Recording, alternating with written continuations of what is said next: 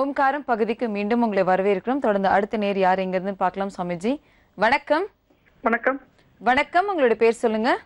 சுந்தரி. சுந்தரி எங்க இருந்து பேசுறீங்கம்மா? நீங்க திருச்சியில இருந்து பேசுறேன் மேடம்.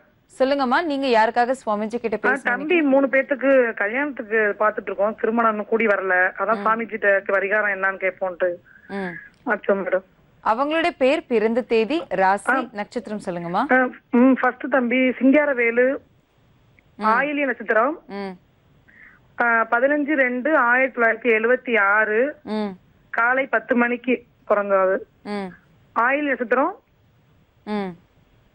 ராசி வந்து கடகராசி நினைக்கிறேன். தம்பிக்கு 39 வயசு ஆகுது மேடம். 2வது தம்பி பேர் வந்து ஆறுமுகம், 24/11/1977 புதன் விடிய காலையில வியாழக்கிழமை காலை 5:45 மணிக்கு பிறந்த தம்பி. பரணி நட்சத்திரம் மேடம், மேசராசி, வியாழக்கிழமை. 3வது தம்பி வந்து கணேஷ், 1980 மேடம், ஆகஸ்ட் 14. அவனும் புதன்கிழமை விடிய காலையில வியாழக்கிழமை 5:45க்கு உத்திர நட்சத்திரத்துல பிறந்தாப்புல. 3 தம்பிங்களுக்கும் இப்ப அலைன்ஸ் பாக்குறோம். அது பொண்ணு கூடி வரல. 3வது தம்பிக்கு பிசினஸ் பத்தி கேட்கணும் சாமிஜி கிட்ட. கணேஷ்ங்கிற பையனுக்கு என்ன பண்ணலாம்? நீங்க கேட்ட எல்லா கேள்விகளுக்கும் என்ன தீர்வு இருக்கு அப்படிங்கறத சப்தரிஷி வாக்கியம் மூலம் சுவாமிஜி கிட்ட கேட்டு தெரிஞ்சுக்கலாம். சரிங்களா? ஓகே சுவாமிஜி. சொல்லுங்க. சார் சுவாமிஜி வணக்கம். சுவாமிஜி நமஸ்தே. கல்யாணத்துக்கு எப்பல இருந்து பாக்குறீங்க? தம்பி 3 பேத்துக்கும் ஒரு வருஷமா பாத்துட்டு இருக்கோம் சுவாமிஜி. கூடி வர மாதிரி இருக்கு. ஆனா வந்து கொஞ்சம் இதாயிருது. இல்ல 39 வயசு ஏன் தாமசம் பண்ணீங்க?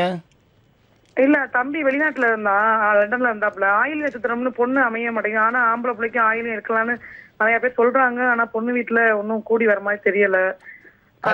கடைசி தம்பி என்ன உத்தியோகம் பண்றார்?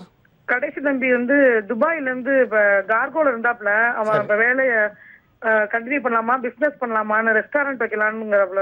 அதான் துபாயிலயா சென்னையிலயா? ரெஸ்டாரண்ட் திருச்சியில ஆரம்பிக்கிறதுக்கு. திருச்சியில. இப்ப அவர் வந்து இதுக்கு முன்னால அந்த தொழில் செய்தாரா? இப்ப புதிய தொழில் அவருக்கு புதுசா ஆரம்பிக்கிறதுக்காக கேக்குறாங்க. சரி.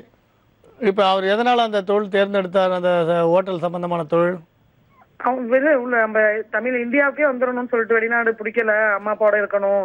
சரி. இப்ப வயசாயிட்டு அம்மா அப்பாவுக்கு மேரேஜ் அண்ணனுக்கு பண்ணணுங்கிறதுக்காக. இப்ப உங்க சந்தேகங்களுக்கு எல்லாத்துக்கும் ஒரு என்ன இது சப்தரிஷி வாக்கியப்படி வந்திருக்குன்னு சொல்றோம். முதல்ல வந்து இந்த திருமண தடை விலகிறதுக்கான பரிகாரத்தை சொல்றோம். நீங்க அதை வந்து நீங்க செய்துட்டே வாங்க. இந்த திருமண தடை வந்து கட்டாயம் விலகும். பக்கத்தில் இருக்கக்கூடிய ஏதாவது ஒரு ஆலயத்தில், பெருமாள் கோயிலில், அது ஸ்ரீனிவாச பெருமாள் கோயிலாக இருந்தாலும் ராமர் கோயிலாக இருந்தாலும், கல்யாண உற்சவம் பண்ணுவான்னு சொன்னால் குடும்பத்தோட அந்த கல்யாண உற்சவத்தில் கலந்துக்குங்க. இல்லைன்னா நீங்களே ஏற்று பண்ணுங்க.